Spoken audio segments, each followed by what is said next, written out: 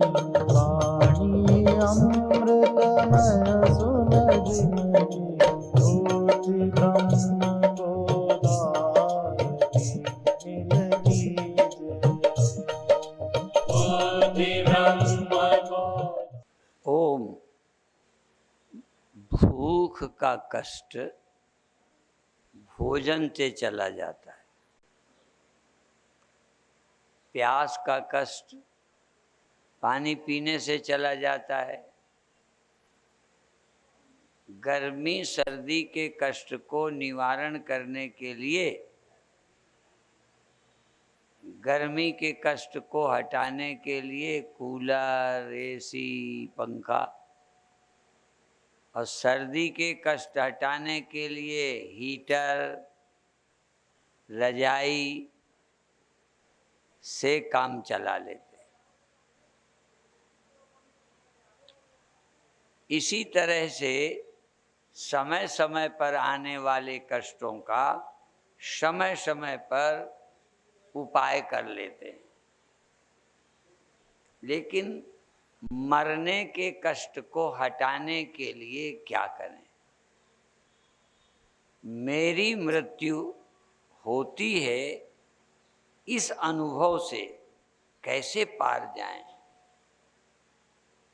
कैसे जाने कि मेरी मृत्यु नहीं होती?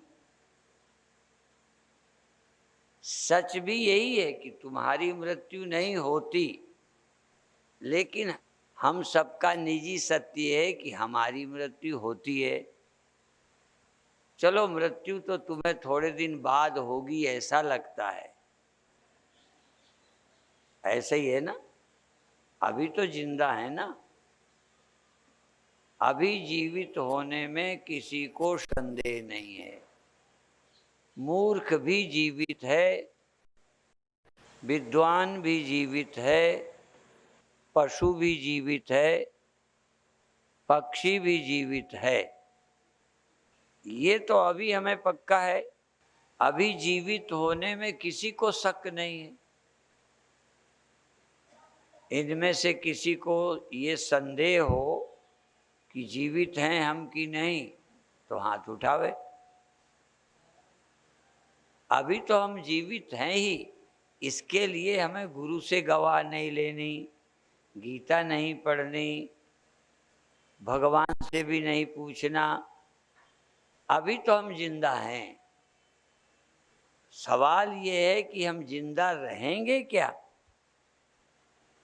तो ग्रंथ यहाँ हमारे अनुभव से उल्टा बताते हैं। वो कहते हैं तुम पैदा नहीं हुए हो और तुम मरोगे नहीं। सामान्य रूप से हम सबके अनुभव एक तरह के हैं। इस संसार में कुछ ऐसे लोग हुए हैं जिनका ये अनुभव है कि हम पैदा नहीं हुए, हम नहीं मरेंगे।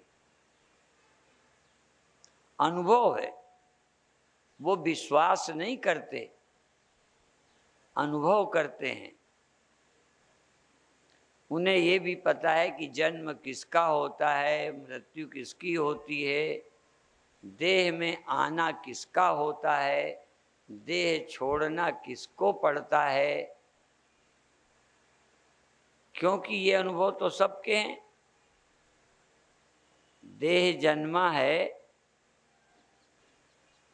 जवान हुआ है, बूढ़ा हो रहा है, कई का हो गया है और नहीं रहने का है। ये अनुभव है, लेकिन ये तुम हो, इस पर विचार करना है। इसी तरह देह में जग जाने पर आए हुए अनुभव करते हो। जब नींद खुलती है, जब नींद खुलती है, जब हम आते हैं देह में, देह से आपका बिना जागे कोई मतलब ही नहीं।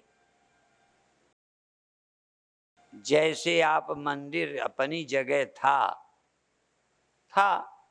पर मंदिर आपको कब दिखने लगा?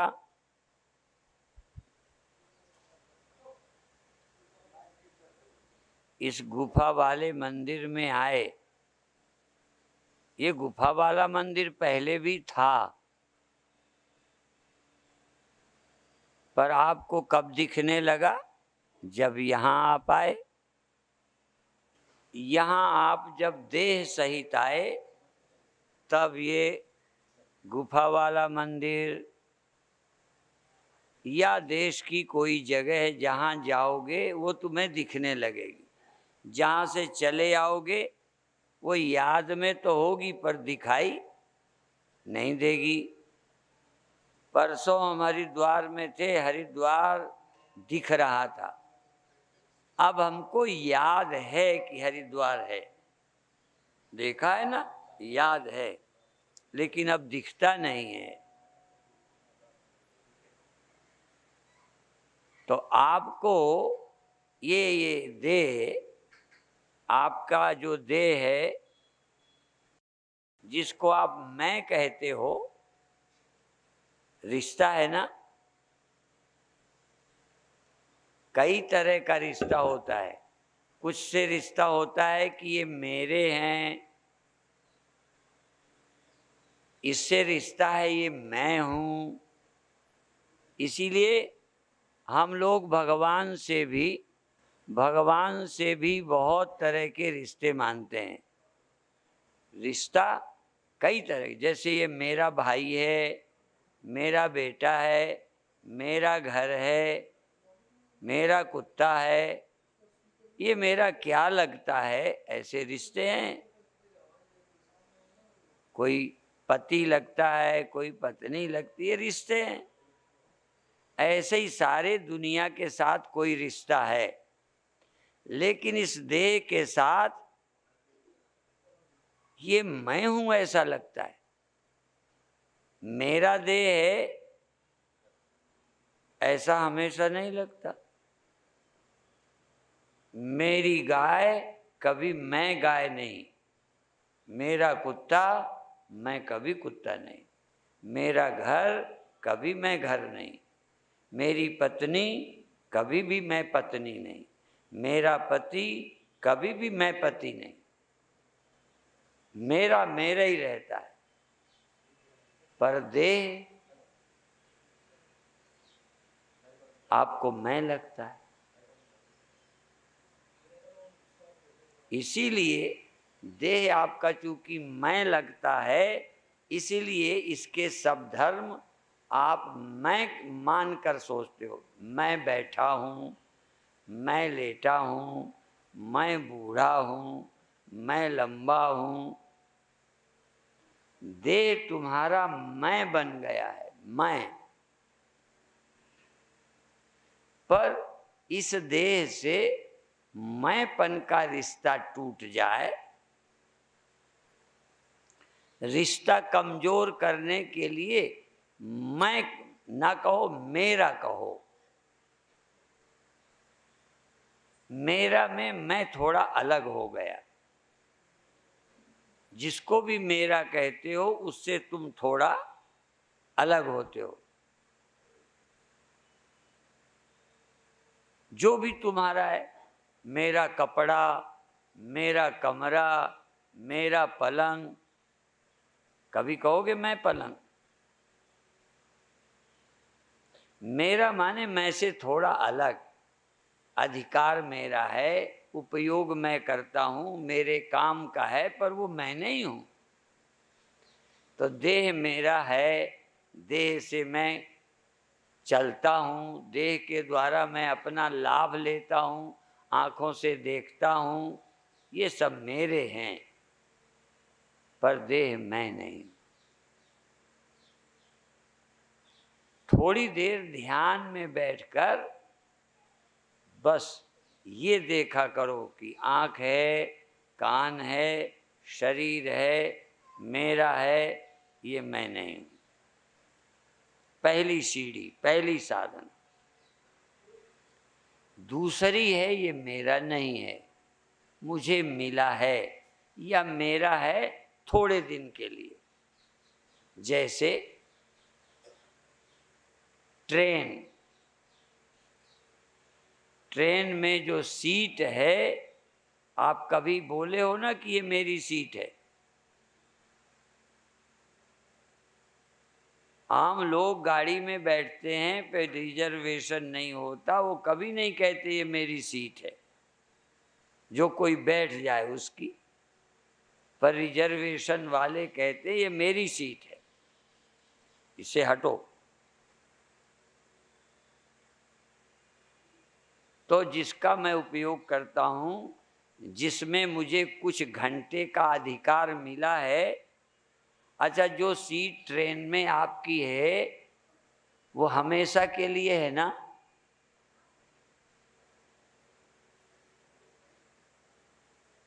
बड़ी सरल सी बात है। एक सीमा के अंदर, टाइम के अंदर कुछ घंटों के लिए वो तुम्हारी है। उसके बाद वही सीट जो तुम्हारी है, हम दिल्ली उतर गए या इंदौर उतर गए, झांसी उतर गए, इसके बाद वही सीट किसी और की हो जाती है कि नहीं? ऐसे ही आपकी जमीन, आपका मकान भी कभी बेच देते हो कि नहीं? अच्छा कोई मकान आपने खरीदा कि नहीं? उसके पहले आप ही का था ना? ये इतनी सरल सी बात है, पर हम सोचते नहीं हैं। तो जो आज आपको मेरा लगता है, फर्क है थोड़ा। यदि ये तुम्हारे रहते, तुम कहीं और रहने लगते, इसका मालिक कोई और बन जाता तो जल्दी समझ में आ जाता। कार में हम बेच देते हैं, कार दूसरे की हो जाती है। ये कार से हम उतर जाएं, इस कार दूसरे को दे दें, वो इसको चलाने लग जाए तो जल्दी समझ में आ जाता। पर गड़बड़ क्या है, इस कार में हम बैठकर चलाते हैं, जहाँ चाहते हैं जाते हैं, पर यदि हम इसे छोड़ दें तो इसमें दूसरा नहीं रह सकता, कार ही खराब हो जाती।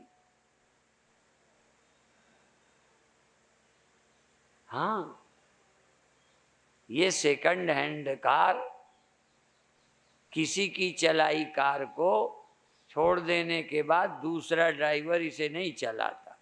ये तो बिल्कुल डस्टबिन में, समुद्र में, खड्ड में फेंक दी जाती। जब तक तुम बैठना चाहो बैठे हो, रहो, चाहो तक तो नहीं, पर रहो। जब ये शरीर को छोड़ोगे ये बेकार हो जाएगा। इसी में रहकर जब तुम सोए रहते हो, पूरा नहीं छोड़ते, कब्जा रहता है, तब तक सोए हुए भी ये ठीक बना रहता है। सो जाने से शरीर खराब नहीं होता, शरीर ठीक बना रहता है, सुरक्षित। पर जब तुम चले जाते हो देह छोड़कर, अर्थात प्राण भी जब इस देह को छोड़ देता है, तुम जब जाते हो तो प्राण को लेके चले जाते हो। पहले बार मैंने समझाया कि ये जो शहद वाली मक्खी होती हैं, उनमें दो तरह की मक्खी होती है। एक रानी मक्खी होती है और कुछ नौकरानी मक्खियां होती हैं। रानी मक्खी वहीं रहे, नौकरानी मक्खी चारों तरफ जाती हैं, शहद इकट्ठा करती हैं, लेके जमा करती हैं, फिर जाती हैं, बार बार वहाँ आती हैं। लेकिन रानी मक्खी नहीं जाती, और रानी मक्खी चली जाए तो सारी मक्खियाँ चली जाती हैं, फिर लौट के नहीं आती, फिर छत्ता ही छोड़ जाती। ऐसे ही मन चला जाए, आंखें चली जाएं, दिमाग खराब हो जाए, अंधा हो जाए, शरीर में राजा बना रहता है, वहाँ रानी बनी रहती है, नौकरानियां जाती हैं, आंखें जाएं नहीं लगवा लो, पर इसमें से राजा प्राण निकल जाए, फिर बुलाओ नौकरानियों को कि आ जाओ आंखें, आ जाओ कान, आ जाए नाक, आ जाए दिमाग, आ जाए मन, नहीं लौटते। प्राण निकल जाए तो सब निकल जाते। इसीलिए कहानी बचपन में स्कूलों में पढ़ाई जाती थी। कहते एक दिन इंद्रियों की, मन की लड़ाई हो गई। आंखें कहने लगी इस हम ना हो तो काम नहीं चलेगा, आंखों ने कहा। तो किसी ने कहा तुम छोड़ जाओ, कोई नहीं। आंखें चली गई, अंधा हो गया, काम चल गया। कान लड़ गए, हम नहीं रहेंगे तो तुम क्या करोगे, कहीं चले जाओ। कान चले गए, बहरे का काम चला गया। देखा है ना, ऐसे ही लूले का काम चल गया, लंगड़े का काम चल गया। कई ने जवाब दिया, बारी बारी से काम चल गया। यहाँ तक पागलपन में मन खराब हो गया, काम चल गया। पागल जिंदा रहते हैं। प्राण ने कहा मैं अब जाता हूं। बस प्राण तो गया भी नहीं, जाने की तैयारी की कि सब घबरा गए। प्राण ने जाने की तैयारी की, कहते हैं नहीं नहीं तुम बने रहो, हम सबके जाने से शरीर का कुछ नहीं बिगड़ा, पर तुम्हारे जाने से शरीर बिल्कुल खराब हो जाए। इसलिए इस शरीर में दो तरह की एनर्जियां हैं। प्राण शरीर का जीवन है, मन बुद्धि इंद्रियों में ज्ञान शक्ति है। इंद्रियों के मन के द्वारा ज्ञान होता है, प्राण के द्वारा नहीं होता। प्राण तो गहरी नींद में रहता है। गहरी नींद में प्राण है, शरीर सुरक्षित है, पर सुनना नहीं है, देखना नहीं, सूंघना नहीं, दुख सुख नहीं, ज्ञान नहीं, मेरा तेरा नहीं। ये सब जो कर्म बंधन करने वाले थे, ये सब सोए पड़े। जिनके कारण दुख था, चिंता थी, ये सारी लेबर, सारे मजदूर सोए पड़े, पर प्राण इस शरीर को बचाए हुए। और फिर आ जाते हैं वर्कर, फिर काम करने लगते हैं। रोज नहीं ऐसा करते। इसमें रहने वाली आत्मा, अब आत्मा बड़ी समस्या है। प्राण आत्मा नहीं, इंद्रियां आत्मा नहीं, मन आत्मा नहीं, और देह भी आत्मा नहीं। ये तो देह इनके रहने की जगह है, इंद्रियों के, प्राणों की।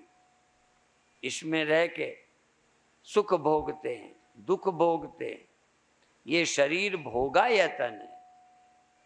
शरीर में बैठकर मान, इंद्रियां, जीवात्मा इसमें रह के सुख भोगते हैं, दुख भोगते हैं।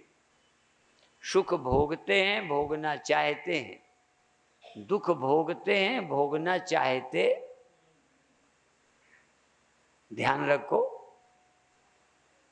कौन कौन दुख भोगना चाहते हैं? कोई नहीं। तो कौन हिम्मती है कि हम नहीं भोगना चाहते, तेरी ऐसी तैसी, हम नहीं भोगेंगे? हाँ? तो भोगने में तुम स्वतंत्र नहीं हो। देह धरे का दुख है, सब काहू को होए, ज्ञानी भोगे ज्ञान से, अज्ञानी भोगे रोए। ज्ञानी की भी टांग दुखे तो क्या करेगा?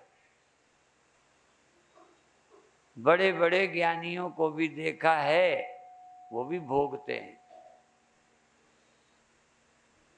ये सबको एक समान परिस्थिति नहीं रहती। क्यों? जैसे ट्रेन में भी कोई थर्ड क्लास में, सेकंड क्लास में, फर्स्ट क्लास में, एसी में, हाँ, जितना पैसा खर्चा वैसे ही बैठो। तो ये भी आप जन्मों जन्मों के पुण्य और पाप से शरीर मिला है आपको बैठने के लिए, ऐसे ही नहीं मिला। इसीलिए हम लोग और हमारे ग्रंथ क्या कहते हैं? कोई तुम्हें दुख नहीं देता, काहू न कोऊ सुख दुख कर दाता। कोई तुम्हें सुख नहीं देता, कोई तुम्हें दुख नहीं देता, यद्यपि तुमको लोगों से सुख दुख मिलता है, बिल्कुल मिलता है, पर वो देते नहीं। उनको कहाँ से बुलाया तुमने? क्यों मिले तुमको? आखिर वो दुख देने वाले क्यों मिले? रोज क्यों नहीं मिलते? कभी क्यों मिलते हैं? और तो छोड़ो,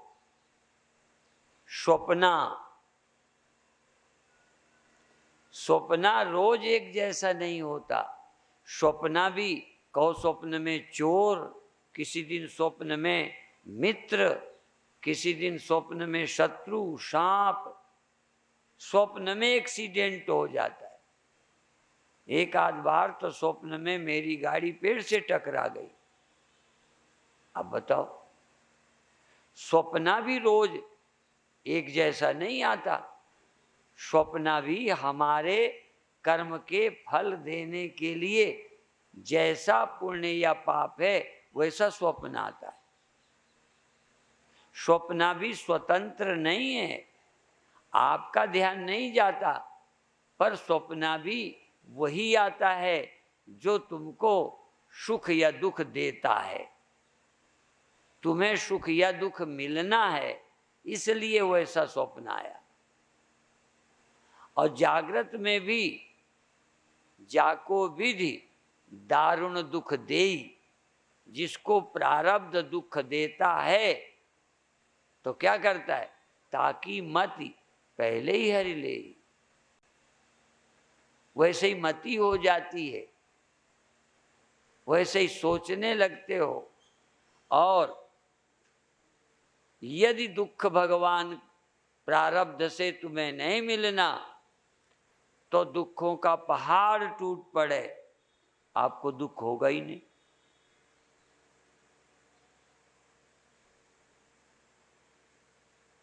बिल्कुल, आपका दुख आपके प्रारब्ध से होता है, कर्मों से होता है। और जैसे जैसे कर्म प्रारब्ध, तैसे ही मति होती जाती है।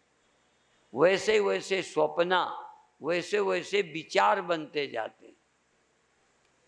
जब आपको ज्ञान होगा तो जब जितनी देर आप मुक्त, आहा, जिस समय आप ब्रह्म का विचार करेंगे, आप पाप पुण्य के फल भोग से मुक्त हो जाएंगे। जितनी देर कोई ब्रह्म में रहेगा, और ब्रह्म में रहना बड़ा भारी प्रयत्न है।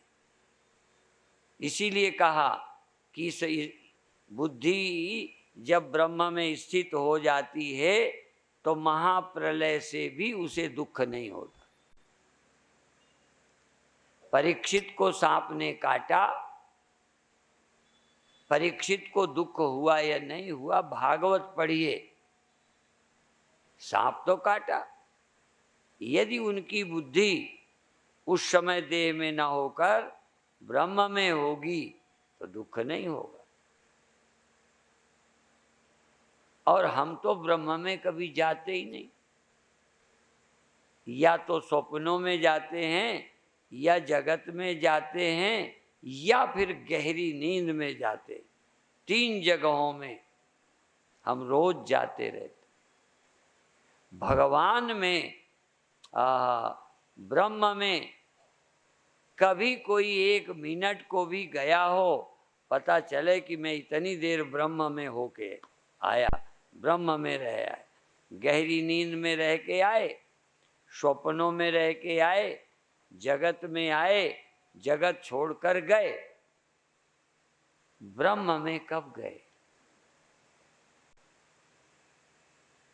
जानकर मैं आज ब्रह्म शब्द बोला, भगवान नहीं बोला, क्योंकि भगवान अलग अनेक अर्थ हैं।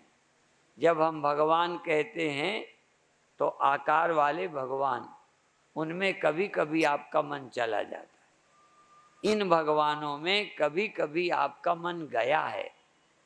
सगुण साकार भगवान में कभी न कभी आपका मन गया है, पर निर्गुण निराकार ब्रह्म में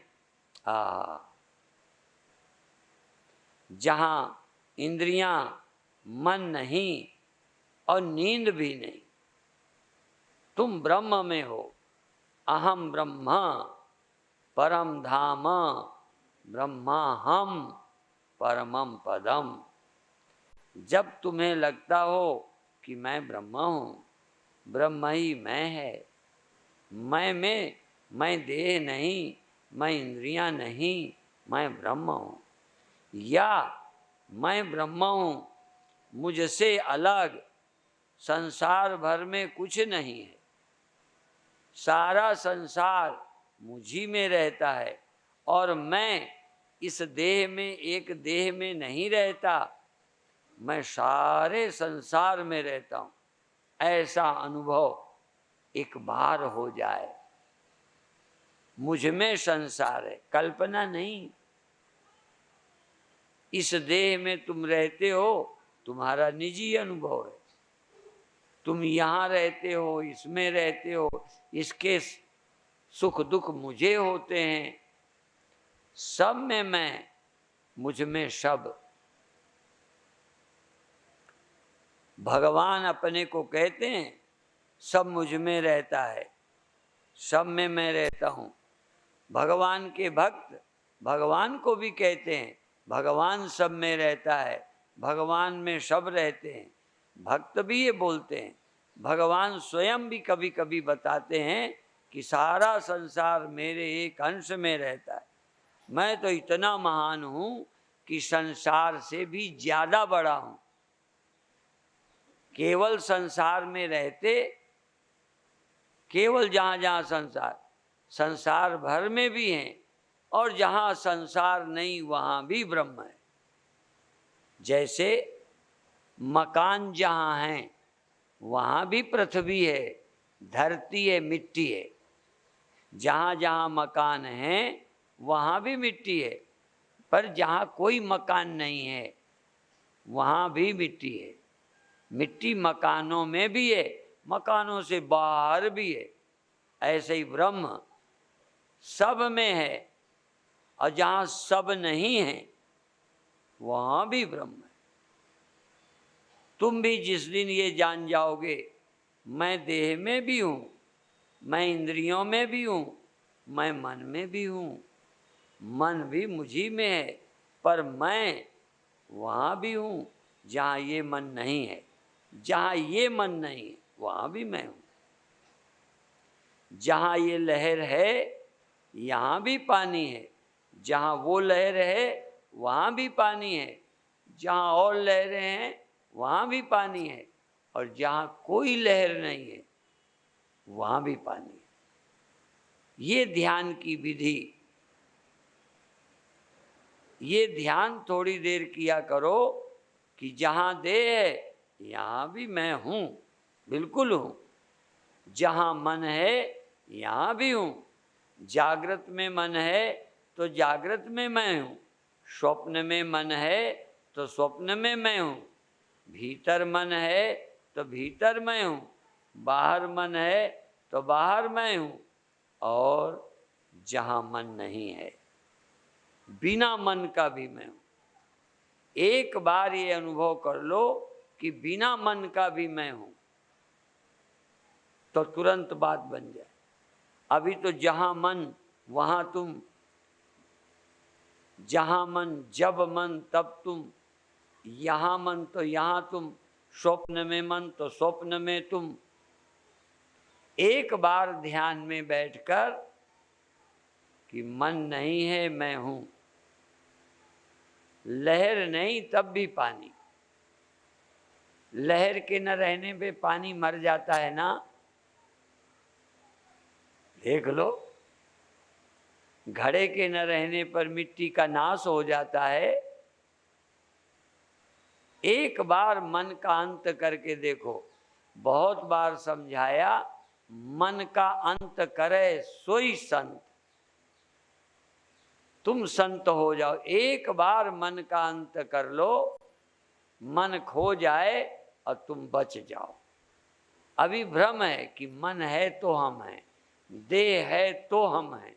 देह नहीं होगा तो हम नहीं होंगे। देहांत हो पर तुम्हारा अंत ना हो। मन अमन हो, मन ना हो पर आप हो। जहां मन ना हो वहां तुम हो, ये ख्याल करो। मन यहां है, तुम यहां भी हो और बाहर भी हो। बाहर भीतर एको जानो, बाहर भीतर एको। बाहर भीतर एक रस, जो चेतन भरपूर। विभु नव सम सो ब्रह्म है, नहीं नेरे नहीं दूर। बाहर भीतर एक रस जो चेतन। हम बहुत बार ये दोहा पढ़ते थे, पर ये अनुभव नहीं होता। अब अनुभव होता है। बाहर भीतर, आपको चेतन कहाँ लगता है? भीतर। चेतन देह में है, इंद्रियों में है, मन में है। और मन इंद्रियां यहां हैं, इसलिए तुम यहां हो। यहां हो ना? बाहर बताओ।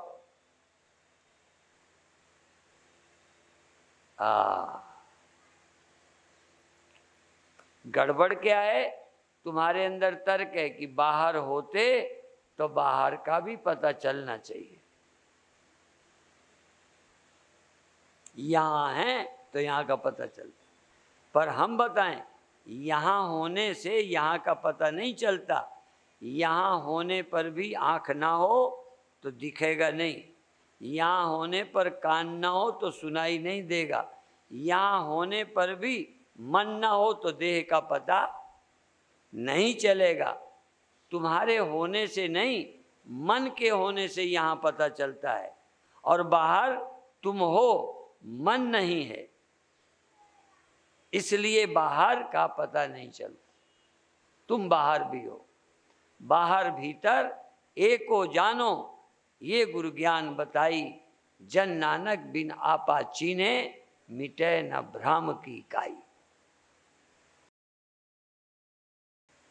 तुम देह में बैठे ध्यान करते हो तो देह के भीतर ही तो बैठे रहे। इसी मन को लेके ध्यान करते हो तो जहां मन वहीं तो रहे। तुम जब तक मन को पकड़े हो, जहां मन वहीं, तुम ब्रह्म ध्यान में नहीं जा सकते। इसलिए एक बार मन यहाँ रहे न रहे, एकदम तुम देखो मैं बिना मन का हूँ, और बिना मन का जहाँ हूँ वहाँ का दुख नहीं। यदि मन ना हो तो इस देह का तुम्हें पता चलेगा। इसका मतलब आत्मा को देह का ज्ञान नहीं होता, आत्मा को मन के थ्रू देह का ज्ञान होता है। आत्मा को ये पदार्थ नहीं दिखते, आत्मा को आँखों के इंद्रियों के द्वारा पदार्थ दिखते हैं। इसीलिए आत्मा को जगत का ज्ञान नहीं, आत्मा को पहले मन का ज्ञान होता है। तुमको पहले मन का ज्ञान होता है, फिर देह इंद्रियां और जगत का होता है। आत्मा डायरेक्ट जगत को नहीं देखती और आत्मा सर्वत्र है। पर जहाँ तुम्हारे पास मन नहीं, आत्मा है, पर आत्मा जहाँ है वहाँ जगत का पता नहीं। इसलिए आत्मा के विज्ञान के लिए केवल मन को लिए नहीं बैठे रहो। मन शुरू में सहयोगी है कि भाई मन ना होता तो यहाँ होने का भी ख्याल ना आता। मन के द्वारा यहाँ और अब हो गए, अब बिना मन के हो जाओ, फिर देखो न दुख, न चिंता, न भय और न संसार। संसार तो वहाँ वहाँ है जहाँ जहाँ मन है। यदि बिना मन के आप हो जाओ तो संसार से मुक्त हो गए, छुट्टी हो गई। तो अब अधिक देर तक नहीं कहते, तो अभी हम प्रवचन से छुट्टी लेते हैं, जिससे ये जा सकेंगे।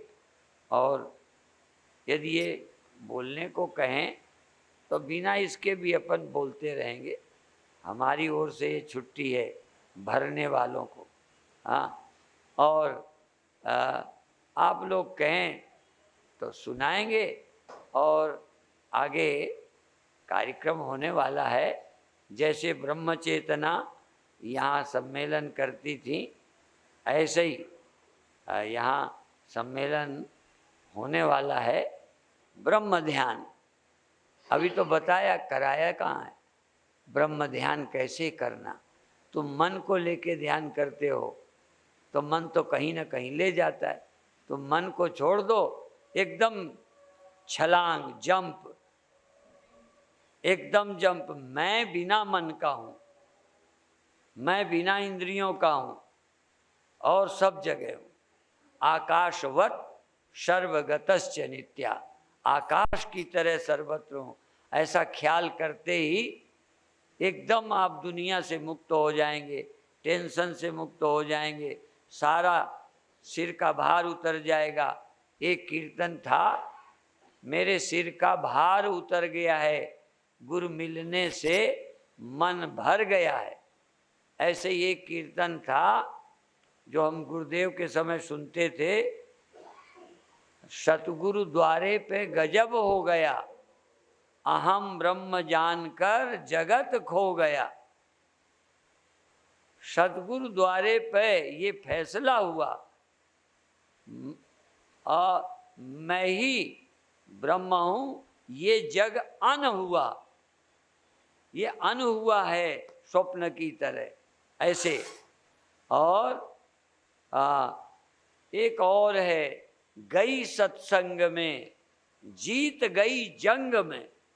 ये जो लड़ाई चलती है, काम क्रोध लोभ मान मेरा तेरा, गई सत्संग में बुद्धि बोलती है, गई सत्संग में जीत गई जंग में, जागे मेरे भाग नहाई ज्ञान गंग में। ऐसे ही बहुत है। क्या हुआ? गई सत्संग में, जीत गई जंग में, जागे मेरे भाग नहाई ज्ञान गंग में। और क्या है? अहम ब्रह्म वृत्ति जागी, और अविद्या और भ्रम वृत्ति भागी। सब ये जो हमारे भ्रांति थी, जन्म मरण की भ्रांति चली गई, अविद्या ग्रंथि चली गई, व्यापकता वृत्ति जागी। व्यापकता वृत्ति, अभी सीमित वृत्ति, मैं ये हूँ, मैं यहाँ हूँ, ये भी एक ख्याल है। नींद में ख्याल कहाँ था? तो ये जो लगता है मैं यहाँ हूँ, ये परिच्छिन्न वृत्ति है, परिच्छिन्न अहंकार। व्यापकता वृत्ति जागी, हो गई धन धन्य, में धन्य हो गए। ये आपकी वृत्ति सीमित है, ये ऐसी, इसीलिए परिच्छिन्न अहंकार, अपरिच्छिन्नता का बोध। मैं सीमित नहीं हूँ, असीम हूँ, अनंत हूँ, अखंड हूँ, अनादि हूँ, और रूप रहित हूँ, संकल्प रहित हूँ, निर्लेप हूँ, निरीक्षा याते सदाशिवो हम, कल्याण रूप साक्षी याते सदाशिवो हम। इस सत्य का अनुभव कर सकते हो। ये गुरु पूजा का अवसर दो का कुछ लोगों के लिए आध्यात्मिक स्पिरिचुअल जर्नी, आध्यात्मिक यात्रा का प्रारंभ करते हैं लोग गुरु पूर्णिमा से। गुरु दरबार में रहकर इस चतुर्मास का उपयोग लोग आध्यात्मिक जीवन के लिए करते हैं। उनकी गुरु पूजा से प्रारंभ यात्रा होती है। और कई लोग जिन्हों की यात्रा पूरी होती है वो सिर्फ गुरुओं के यहाँ धन्यवाद देने, कृतज्ञता व्यक्त करने आते हैं कि आपकी कृपा से जो कभी नहीं मिला था वो मिल गया। जो ये संसार हम पर हावी था, हम संसार पर हावी हो गए, हम विजयी हो गए, जीवन धन्य हो गया। ये सताने अताने वाले दुश्मन गए, अब हम निष्कंटक राज्य, हाँ, कोई आतंकवादी अपराधी हमारे जीवन में नहीं। ऐसा अनुभव आप कर सकते हो। काम क्रोध लोभ मन मोह भय से मुक्त होकर आत्मानंद को प्राप्त कर सकते हो। ओम शांति शांति शांति।